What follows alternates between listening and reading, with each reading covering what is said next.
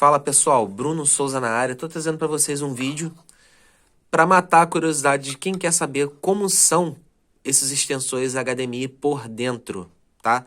Esse daqui é um extensor HDMI versão 2.0, na qual o seu sender recebe o sinal HDMI que você quer estender e manda isso via cabo de rede Cat5 ou Cat6. O caso do Cat5 é a versão E, né? Cat5e ou Cat6.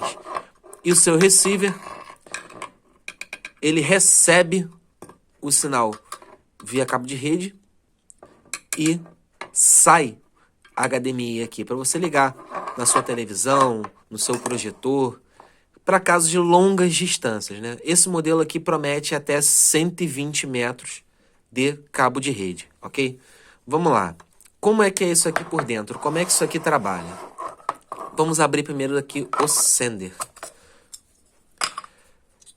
Vamos analisar a estrutura desse equipamento.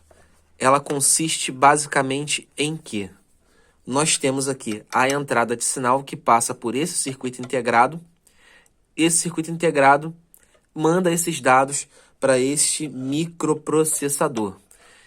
Nós temos aqui uma memória RAM para uso desse microprocessador, uma memória EPROM que porta o firmware desse equipamento, e nós temos aqui o chip de rede, tá? E uma curiosidade, vou tentar depois focar aqui para vocês. Esse chip de rede, ele não é giga. Ele é um chip fast, ele é de 100 MB, tá? Vamos lá, eu vou tentar focar aqui para vocês verem. Vamos ver se é possível. Nós temos esse circuito integrado da ITE, que é um IT6604E. O microprocessador está um pouco raspado, não tem como a gente ler o que está escrito nele. E nós temos esse chip de rede da Realtek, que eu vou tentar ver se eu consigo focar para vocês lerem o modelo dele. Mas caso não dê para ver, esse aqui é um RTL 8201CP.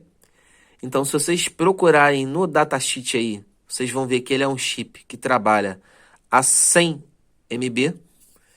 Ele não é um chip giga. Vocês estão conseguindo ver bem. Ele não é um chip giga, tá? Muitos acham que pelo fato disso aqui ser um extensor HDMI e o HDMI ser uma interface que trabalha em altíssima velocidade, que a transmissão é em giga. Não, a transmissão é em CMB. Esse microprocessador comprime muito, mas muito, os dados que estão vindo aqui. Então isso normalmente já causa um delay e causa uma pequena perda em questão de, não digo em qualidade de imagem, mas frame drops. Às vezes você perde alguns frames, você não consegue trabalhar com uma boa taxa de quadros por segundo. E manda esses dados bem comprimidos, bem enxutos, aqui para o chip RTL 8201CP. Esse chip fica esperando uma comunicação pela porta dele. E logo em seguida nós temos o receiver. O que o receiver faz? Se você olhar, eles parecem a mesma coisa. Pelo menos visualmente assim, parece ser a mesma coisa. Tendo uma diferença aqui, essa placa aqui, ela é uma RX versão 3.0, mesmo que ele seja 2.0, a revisão da placa é uma revisão 3.0. Eu acredito que essa revisão tenha se tratado desse chip aqui HDMI. Acredito eu, não peguei uma 2.0 para ver, não peguei uma diferente. Se eu achar uma diferente, eu vou estar fazendo um vídeo, com certeza. E é basicamente a mesma coisa, né? Você tem um microprocessador, você tem aqui um chip que trabalha com HDMI. Acredito que esse chip aqui, ele seja um chip que envie, na verdade ele é um chip mesmo que envia sinal para a porta, para uma porta de saída, ao contrário desse daqui que recebe o sinal e manda para o microprocessador. Esse aqui faz o contrário, o microprocessador está mandando sinal para esse daqui, está mandando dados e ele está mandando isso para sair da HDMI. E nós temos aqui o mesmo chip de rede. Nós temos aqui o RTL 8201CP, que é um chip que trabalha a 100 MB. Não trabalha em giga. Então, é basicamente isso. Nós temos aqui também nele uma fonte, uma pequena fonte step down, que faz a redução de tensão de 5 volts para 3.3 para alimentar esse microprocessador. Ou 2,5, não me recordo bem qual é a tensão. Mas isso aqui é um step down, ele faz uma queda de tensão dos 5 volts para menos, para poder alimentar algumas partes do circuito, mas acredito que seja 3.3 mesmo por causa da memória EPROM, tá? Essa memória EPROM aqui trabalha com 3.3 volts. E essa aqui ela porta o firmware do receiver, tá? Aí como é que funciona basicamente? Quando você não tem comunicação dessa placa para essa, vamos supor que aconteça um problema no chip de rede, ou então aconteça um problema nesse cabo de rede que manda sinal do sender para o receiver. O que acontece? O receiver manda lá para sua televisão ou projetor, telão, painel de LED, que seja, a seguinte informação: Searching TX, ou seja, está procurando TX, está procurando um sinal do TX.